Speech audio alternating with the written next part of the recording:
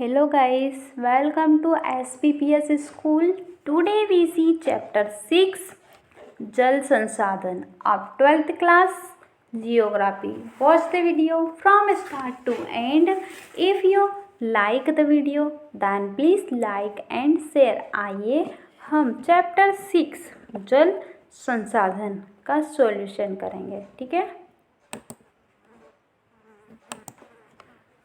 Question answer देखेंगे। निम्नलिखित प्रश्नों का उत्तर लगभग 30 शब्दों में दे, ठीक है। हमें यहाँ पर निम्न प्रश्नों के उत्तर 30 शब्दों में देना है, ठीक है। क्वेश्चन नंबर फर्स्ट, यह कहा जाता है कि भारत में जल संसाधनों में तेजी से कमी आ रही है। जल संसाधनों की कमी के लिए उत्तरदायी कारकों की विवेचना कीजिए। क्वेश्चन क्या है, फिर से सुनिएगा। यह कहा जाता है कि भारत में जल संसाधनों में तेजी से कमी आ रही है। जल संसाधनों की कमी के लिए उत्तरदायी कारकों की विवेचना कीजिए, ठीक है। इसका आंसर देखेंगे।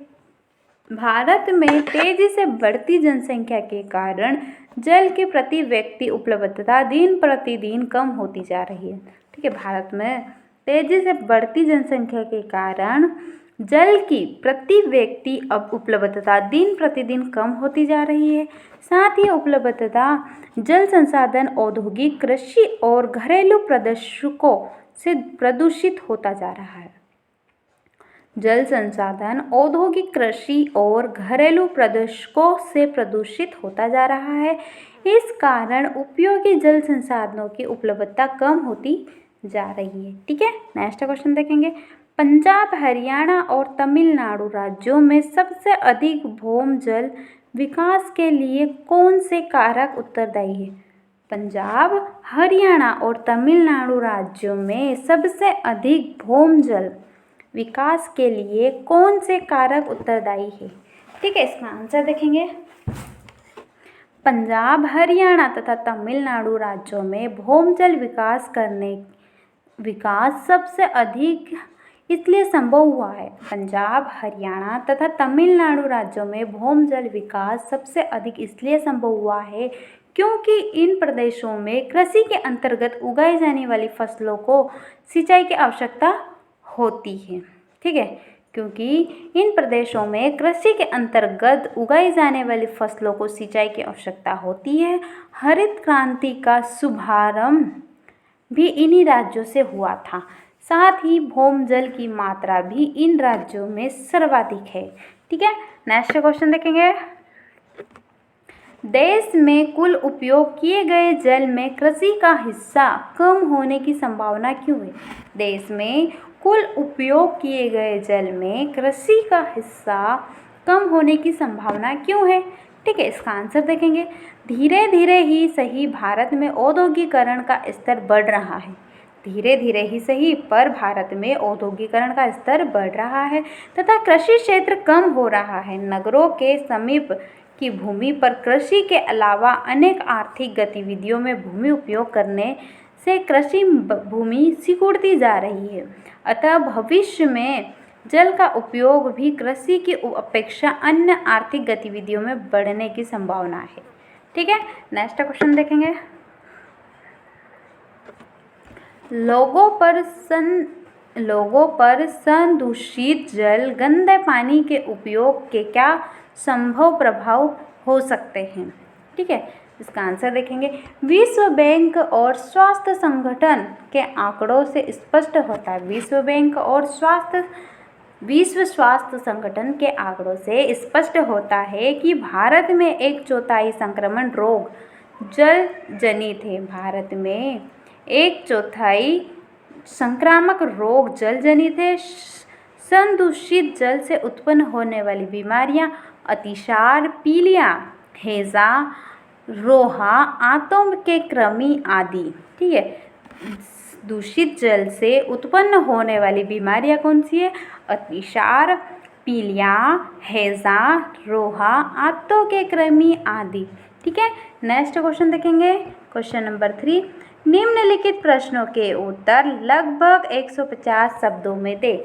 हमें यहाँ पर प्रश्नों के उत्तर 150 शब्दों में देना है, ठीक है। क्वेश्चन नंबर फर्स्ट, देश में जल संसाधनों की उपलब्धता की विवेचना कीजिए और इसके स्थानिक वितरण के लिए उत्तरदायी निर्धारित करने वाले कारक बताइए। देश में जल संसाधनों की उपलब्धता की विवेचना कीजिए और इसके स्थानिक विवरण के लिए उत्तरदायी निर्धारित करने वाले कारक बताइए। ठीक है, इसका आंसर देखेंगे। भारत में जल संसाधनों की उपलब्धता के 4 मुख्य स्रोत हैं। भारत में जल संसाधनों की उपलब्धता के मुख्य 4 स्रोत हैं। फर्स्ट नदी, सेकंड झीलें, थर्ड तलैया और चौथा है तालाब। यह जल वर्षण के विविध रूपों से प्राप्त होता है। यह जल वर्षण के विविध रूपों से प्राप्त होता है। देश में एक वर्ष में वर्षण से प्राप्त कुल जल राशि की मात्रा लगभग 4000 घन किलोमीटर है। धरातलीय जल और पुनः पूर्ति योग्य भौम जल से 1869 घन किलोमीटर है जल की उपलब्धता है, जिसका केवल 60% अर्थात 1122 घन किलोमीटर का ही लाभदायक उपयोग किया जा सकता है। भारत में होने वाली वर्षा में अत्यधिक सामयिक व स्थानिक विभिन्नता पाई जाती है। कुल वर्षा का अधिकांश भाग मानसूनी मौसम तक संकेंद्रित है। ठीक है, वर्षा का कुल अधिकतम भाग मानसूनी मौसम तक संकेंद्रित है। गंगा, ब्रह्मपुत्र, बराक नदियों के जल ग्रहण क्षेत्रों में अपेक्षाकृत अधिक वर्षा होती है। गंगा, ब्रह्मपुत्र व बराक नदियों के जल ग्रहण क्षेत्रों में अपेक्षाकृत अधिक वर्षा होती है, जो कि भारत का 1/3 क्षेत्रफल है। किंतु यहाँ कुल धरातलीय जल संसाधनों का 60% जल पाया जाता है। दक्षिण भारतीय नदियाँ जैसे गोदावरी, कृष्णा व कावेरी में जल प्रवाह का अधिकतम भाग उपयोग में लाया जा रहा है। ठीक है, दक्षिण भारतीय नदियाँ जैसे कि गोदावरी, कृष्णा व कावेरी में जल प्रवाह का अधिकतम भाग उपयोग में लाया जा रहा है, जबकि गंगा व ब्रह्मपुत्र नदी घाटियों में यह अभी तक संभव नहीं हो पाया है। नदियों में जल प्रवाह उनके जल ग्रहण क्षेत्र के आकार तथा उनके जल ग्रहण क्षेत्र में हुई वर्षा पर निर्भर करता है। भारत में नदियों व उनकी सहायक नदियों की कुल संख्या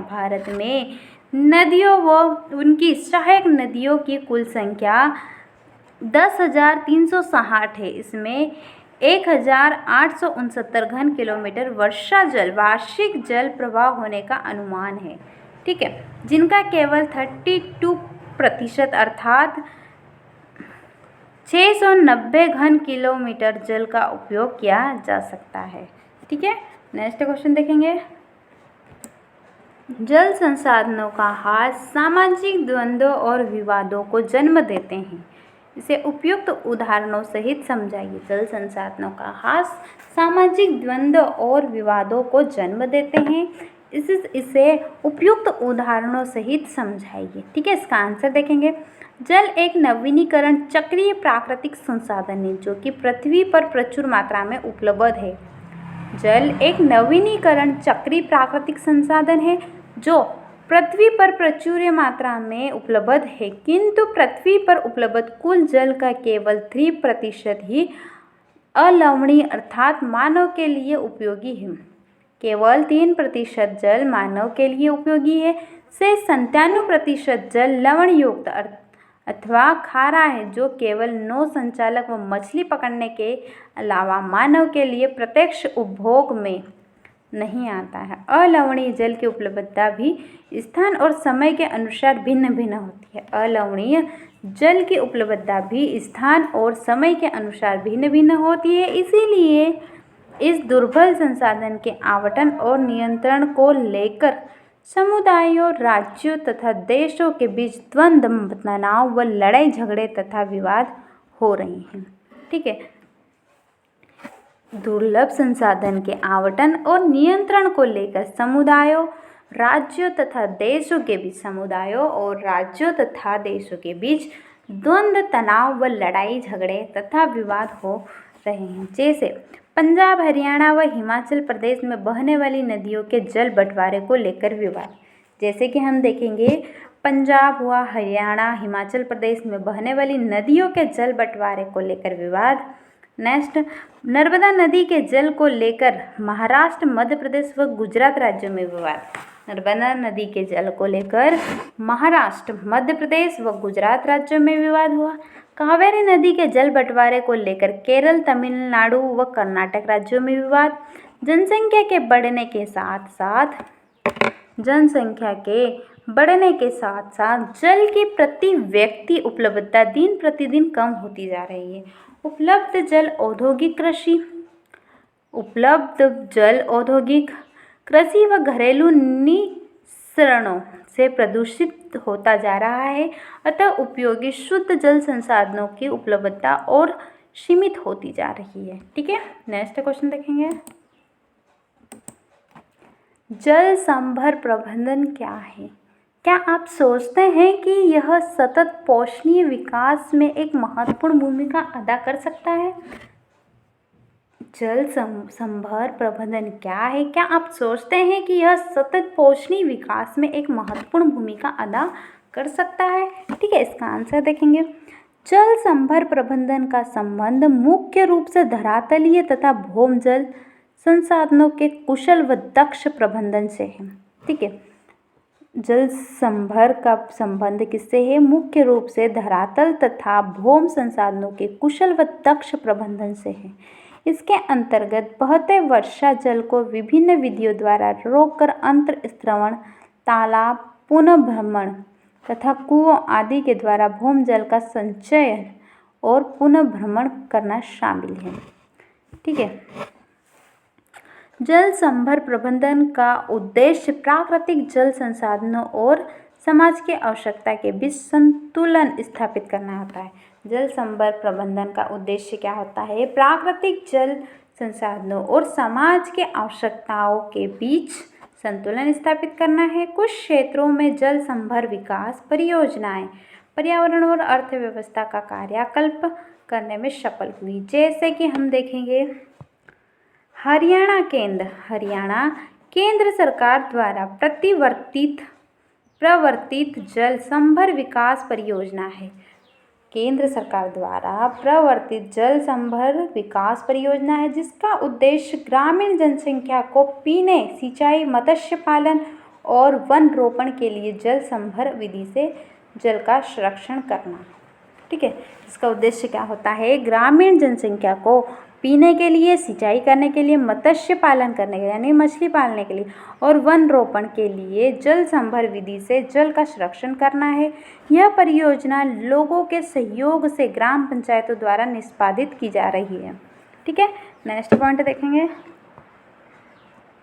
नीरू मीरू जल और आप। नीरू मीरू यह कार्यक्रम आंध्र प्रदेश में तथा अरवारी पानी संसद लोगों के सहयोग से चलाई जा रही है। यह कार्यक्रम आंध्र प्रदेश में तथा अरवारी पानी संसाधन लोगों के सहयोग से चलाई जा रही है, जिसमें जल संग्रहण के लिए संरचनाएं जैसे अंतःस्त्रवण, ताल की खुदाई की गई है तथा रोक बांध बनाए गए हैं। ठीक है, तमिलनाडु में घरों में जल संग्रहण संरचना का निर्माण आवश्यक बना दिया गया। तमिलनाडु में घरों के जल संरक्षण संरचना का निर्माण आवश्यक बना दिया गया है। ठीक है, नेक्स्ट पॉइंट देखें। महाराष्ट्र के अहमदनगर जिले में स्थित तालेगन सिद्धि एक छोटा सा गांव है। यह पूरे देश में जल संभर विकास का एक जीवंत उदाहरण है। देश में लोगों को जल संभर विकास प्रबंधन के लाभों को बताकर उनमें जागरूकता पैदा करके जल की उपलब्धता को सतत पोषणीय विकास से जोड़ा जा सका है। ठीक है, महाराष्ट्र के अहमदनगर जिले में स्थित तालेगन सिद्धि एक छोटा सा गांव है। तालेगन सिद्धि एक छोटा सा गांव है। यह पूरे देश में जल संभर विकास का एक जीवंत उदाहरण है। ठीक है, देश में लोगों को जल संभर विकास प्रबंधन के लाभों को बताकर उनमें जागरूकता पैदा करके जल की उपलब्धता को सतत पोषणीय विकास से जोड़ा जा सकता है। ठीक है।